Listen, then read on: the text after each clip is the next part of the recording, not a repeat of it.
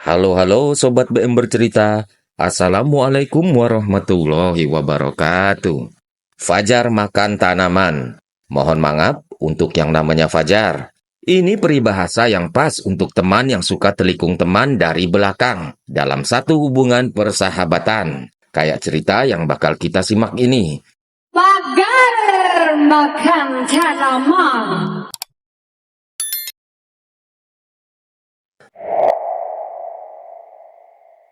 Nanang Budianto, 25 tahun, asli orang dari Kecamatan Leces, Probolinggo, Jawa Timur. Istri Nanang namanya Juliana, 22 tahun. Mereka sudah punya satu anak lelaki. Sehari-harinya Nanang jualan baju di Pasar Leces. Dan kalau Juliana jadi ibu rumah tangga yang ngurusin rumah dan anak. Juliana juga buka usaha kecil-kecilan. Dia jualan kopi yang warungnya ada wifi-nya. Jadi rumah mereka yang ada di Dusun Gentengan Leces Probolinggo jadi warkop tempat nongkrong anak-anak muda. Kehidupan keluarga kecil ini diketahui normal-normal saja, kayak keluarga lain, dan akur-akur aja sama tetangga. Setiap pagi Nanang keluar rumah untuk dagang. Juliana istrinya tinggal di rumah ngasuh anak sambil jualan. Sebagai bapak-bapak, emak-emak muda, biar udah nikah, Nanang Juliana masih bergaul baik sama teman-temannya. Lebih-lebih si Nanang yang masih akrab sama sohibnya yang namanya Slamet Widodo, umuran 25 tahun juga. Orang dari desa Pondok Wulu, Leces, Probolinggo. Nanang sama Slamet udah temenan dari kecil. Sekolah SD, ngaji di kampung, sampai sekolah SMA juga bareng-bareng terus. Dua orang teman ini udah kayak saudara. Keluarga dua orang ini sampai-sampai juga udah saling kenal. Slamet juga udah nikah, tapi sayang perkawinannya agak-agak berantakan. Jadi statusnya dia ini kalau nggak salah udah duda. Untuk cari duit, Slamet punya kerjaan narik ojek motor. Slamet sering datang ke rumah si Nanang, ngobrol-ngobrol sambil ngopi. Nggak jarang Slamet nongkrong sampai jauh malam. Sampai-sampai Slamet juga kadang-kadang nginep segala di rumah Nanang. Saking deketnya temenan sama Slamet, Juliana istri Nanang juga jadi temenan. Kalau Slamet main ke rumah Nanang, Juliana nyambut baik si Slamet. Ya pokoknya udah kayak saudara sendiri aja deh. Awal-awalnya semua baik-baik aja. Tapi lama-kelamaan si Slamet mulai ada rasa seneng sama istri si Nanang. Dia ngebatin, Juliana punya muka yang cakep, cantik. Slamet mulai naksir si Juliana. Bahkan si Slamet mulai punya pikiran ngeres. Dia pengen sekali, Slamet pengen ngegoyang istri sohibnya sendiri. Slamet jadi mulai sering datang ke rumah Nanang. Alasannya pengen minum kopi. Sampai-sampai si Slamet kalau kemalaman juga nginep di rumah Nanang. Kalau dia nginep di sana, dia bisa ngeliatin Juliana. Slamet udah tahu kapan Nanang ada di rumah atau enggak. Dan kalau Nanang nggak ada di rumah, dia sengaja datang untuk ketemu Juliana. Parahnya, si Slamet mulai nggak sungkan godain istri temennya itu.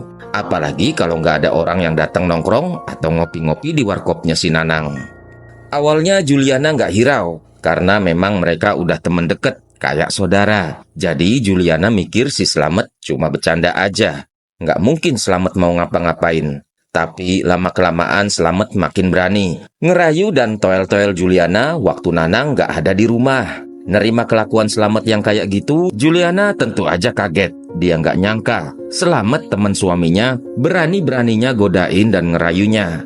Tapi Juliana belum kasih tahu hal ini sama Nanang. Dia takut nanti hubungan pertemanan Nanang dan Slamet jadi rusak. Jadi dia memendamnya sendiri. Tapi makin hari kelakuan Slamet makin jadi. Dia nggak bisa kontrol rasa demen dan nafsunya sama Juliana yang makin nggak kebendung.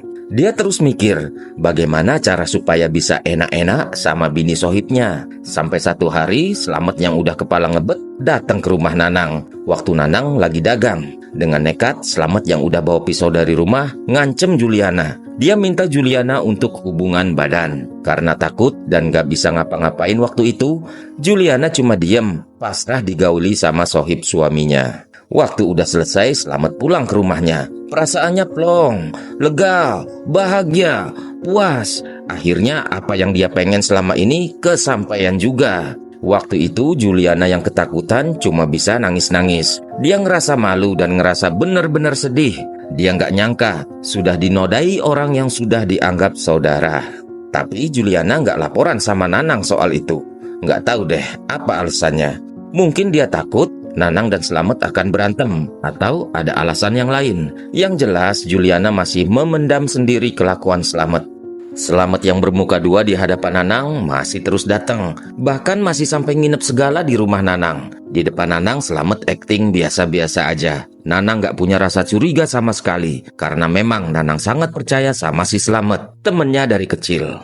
Padahal yang gak Nanang tahu, Juliana istrinya sebenarnya ngerasa ketakutan juga depresi sewaktu Slamet datang ke rumah mereka. Slamet yang ngerasa aksi sebelumnya mulus-mulus aja gak ketahuan Nanang, jadi ketagihan dan niat lagi pengen menggauli Juliana. Sama kayak sebelumnya, Slamet nungguin waktu saat Nanang keluar rumah untuk jualan. Slamet masuk ke dalam rumah, ngancem Juliana pakai pisau, dan mulai menggauli bini orang untuk kedua kalinya. Habis selesai aksi keduanya itu, sekali lagi Slamet senyum-senyum bahagia dan puas. Sampai-sampai dia mulai mikir, kepengen aksinya sama Juliana jadi sesuatu yang rutin untuk memuaskan otak ngeresnya.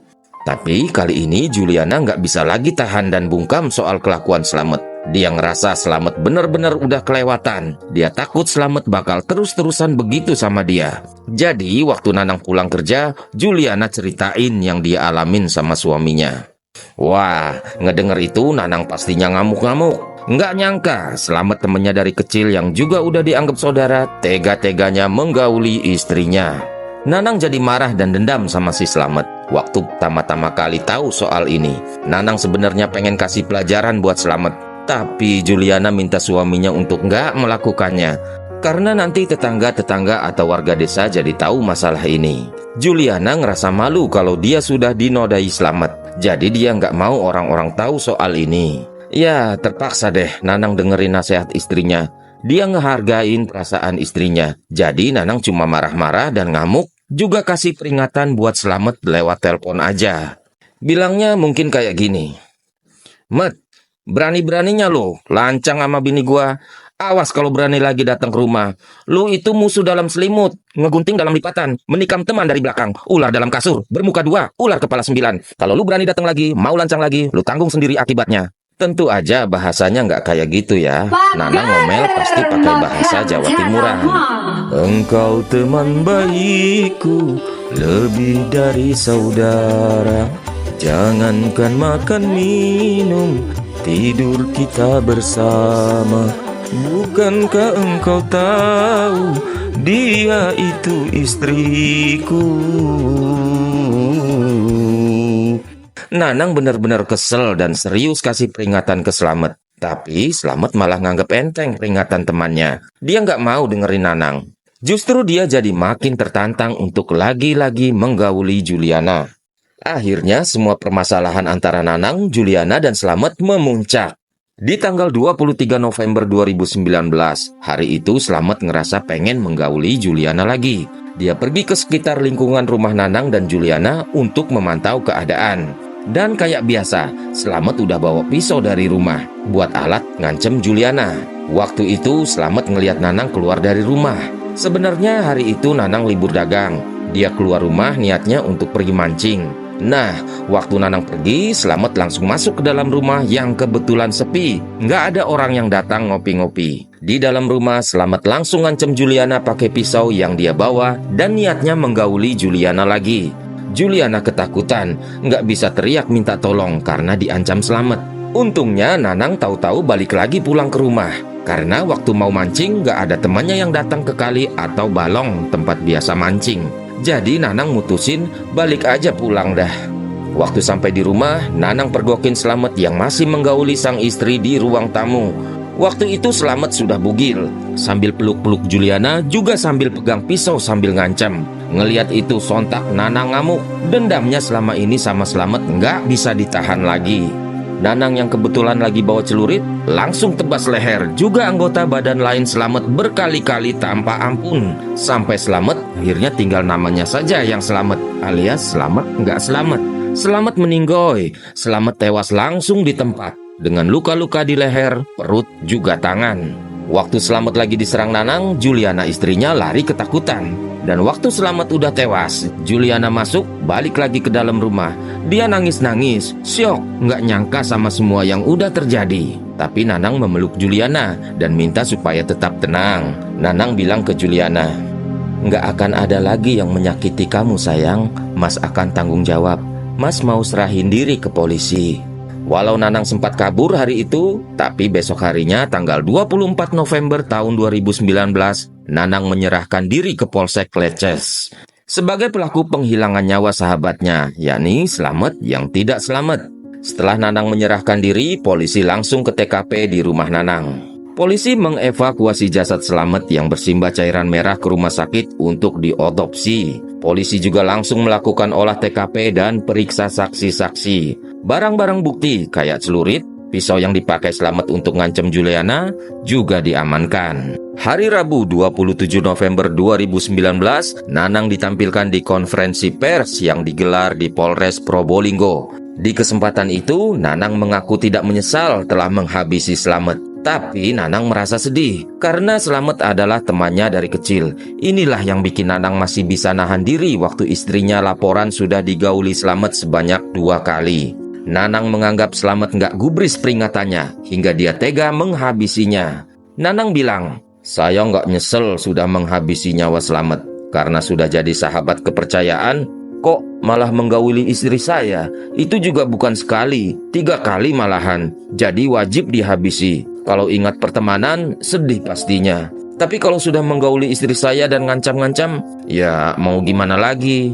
Tapi isu kasak-kusuk yang beredar di masyarakat, ada yang bilang kalau percocok tanaman 2 kali antara Slamet dan Juliana bukan karena paksaan atau ancaman, tapi karena suka sama suka atau perselingkuhan. Nanang membantah keras. Dia bilang dia yang paling tahu bagaimana karakter istrinya. Kata Nanang, kalau memang Slamet dan istrinya selingkuh, nggak mungkin istrinya ngadu soal kelakuan Slamet. Biarpun alasan Nanang menghabisi Slamet sangat kuat, tapi polisi menilai tindakan main hakim sendiri Nanang tetap nggak bisa dibenarkan dalam hukum. Nanang diancam dengan ancaman hukuman mati atau penjara seumur hidup atau penjara selama-lamanya 20 tahun karena ada tanda-tanda penghilangan nyawa secara terencana. Tapi pada vonis pengadilan 12 Maret 2020, hukuman 10 tahun dijatuhkan buat Nanang Budianto. Kau bagaikan fajar yang makan tanaman, sungguh tiada aku menduga. Inikah balasanmu, akhlak teman setia. Have a nice day and bye-bye.